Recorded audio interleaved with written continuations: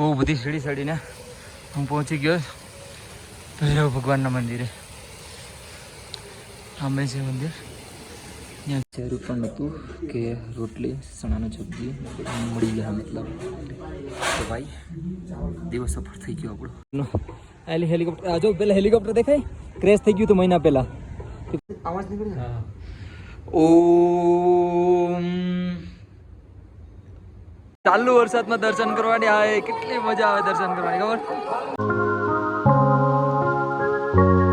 Good morning મારું ગુજરાત. રાધે રાધે. તો કેમ છે મારું ગુજરાત? મજામાં? આઈ હોપ ઘર બેઠા એકદમ મસ્ત તગડા ફાઇન એન્ડ ફિટ હશે અને એક હેલ્ધી હશે.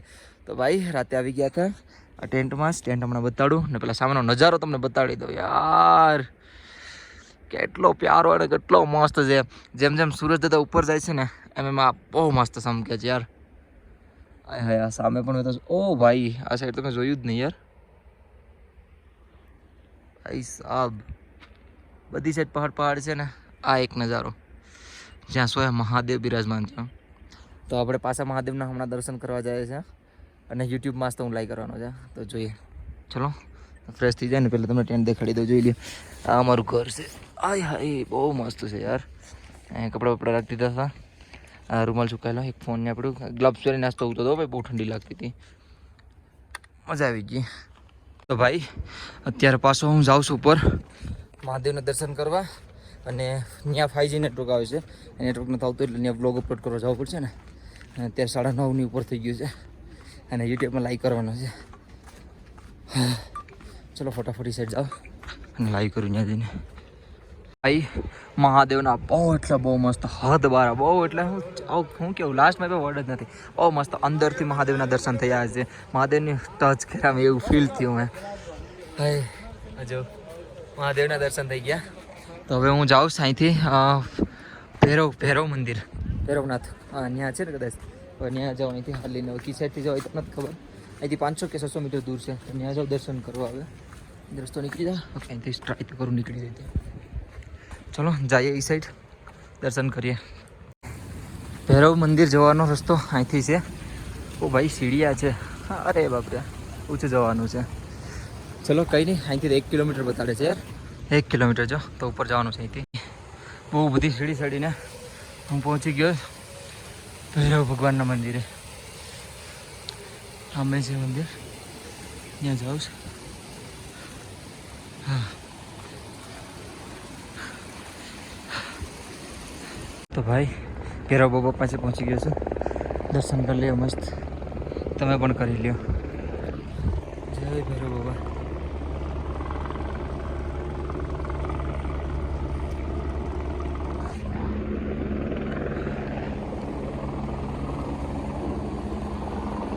ના સામે જ દેખાય છે કેદારનાથ મહાદેવ. તો ચલો વરસાદ ચાલુ થઈ ગયો. અહીંથી હવે નીકળીએ નીચેની સાઈડ. દર્શન કરી લીધા છે. બહુ મસ્ત છે પણ જય શ્રી કેદાર. ભાઈ મહારાજજીના આશ્રમે પહોંચી ગયો છું. બહુ દૂર હતું આમ. કેદારનાથ મંદિર સામે જ છે અને અહીંયા આશ્રમ છે જોઈ લ્યો. પહોંચી ગયો છું. અહીંયા જમવાનું પણ મળી જશે અને અંદર જ છે મંદિરને બધું જો અંદર જ છે. દુનિયા જમવાનું બધું રેડી જ છે. પછી આરામથી જમી લઈએ આપણે. પહેલાં અહીં તો ફોન ચાર્જિંગમાં મૂકી દઉં. જમવાનું રેડી થઈ ગયું છે. તો અંદર જાઉં છું જમવા. અંદર જમી લઈએ. એ બધા બેઠા જ છે. અહીં બેગનો ફોન રાખી દીધો છે અને અમેથી આવશે આગળ પ્રસાદી. તો જમી લઈએ આપણે આરામથી બેઠીને. અત્યારે એક પ્લેટ આવી ગઈ છે. ગ્લાસ પણ આવી ગયો છે અને જો રસોઈ ચાલુ કરી દીધું. સેવા કરે છે આ લોકો. તો જમી લઈએ. અમે વાત કરી આ લોકોને કે અમે આવી રીતે ટ્રાવેલ કરીએ. તો મતલબ ભંડારામાં તો કાંઈ નાનો પાડે પણ તો પણ વાત કરવી જરૂરી છે. તો અત્યારે જમવાનું આપે છે. હું હોય તેને ખબર આપણે જોઈએ જે આપે ખાઈ જવાનું. ચહેરું પણ હતું કે રોટલી ચણાની સબ્જી મળી ગયા. મતલબ તો ભાઈ દિવસ સફળ થઈ ગયો આપણો. તે રોટી મળી ગઈ ને એટલે પતી ગયો. મેન છે એ જ છે. તો અત્યારે જો બધા બેઠા છે આશ્રમમાં. ભાઈ જ્યાં ધૂન વાગે છે ને એ સામું છે આપણો આશ્રમ. ભાઈ મંજીરાને વેગાડા પાછા બહુ. ચલો હવે અમે આગળ જાય. ખબર હોય તો તમને આપણે ઓમ જપવાથી બુલબુલિયા એક નીકળે છે એક જગ્યાએ પાણીમાં. તો હવે ત્યાં જવાનું છે. બહુ મજા આવે અહીંયા વેધર જો અત્યારનો એટલે હેલિકોપ્ટર જો પેલા હેલિકોપ્ટર દેખાય ક્રેશ થઈ ગયું હતું મહિના પહેલાં એ કોઈને કંઈ થયું નહોતું પણ કિસ્મત છે બસી ગયા બધી. ચલો હું આમ જાઉં છું દર્શન બર્શન કરીએ ને ટેન્ટ અહીંયા જ છે જો અહીંથી નીચે છે ને મારા ફ્રેન્ડના પણ છે તો રિંકુભાઈ કહીશ કે રોકાવ પણ યાર રોકાવું ક્યાં ભાઈ આ ઓમને જોઈએ ને કેવું મસ્ત છે યાર કંઈક અલગ જ ભાઈ આવે ભાઈ કેવું લાવ્યું તો શ્રી શ્રી કેદાર હર મહાદેવ. તો ભાઈ અત્યારે હું આવ્યો છું રેતકુંડ ક્યાંથી તમને ખબર લોકેશન કહી દો અહીંથી જાઓ ને જો કેદારનાથ સીધા એ મંદિર મહાદેવને જાઓ ને અહીંથી સીધા એટલે ત્યાંથી જ છે આ જો રેતકુંડ. અને આની ખાસ વિશેષતા શું છે ખબર કે આમાં ઓમ બોલવાથી છે ને બુડબુડિયા નીકળે પાણીના ઉભારો પેલા દર્શન તો કરી લઈએ આપણે ટ્રાય કરીએ નીકળીશ કે નહીં આમાં જ નીકળે હા ઓમ ઓમ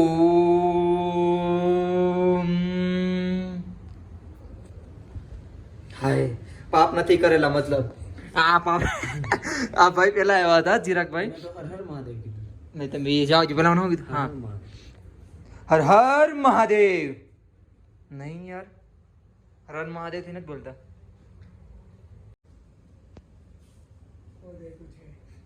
જો જો જો બુલબુડિયા નીકળે ચલો ઓમ નમઃ શિવાય ઓમ નમઃ શિવાય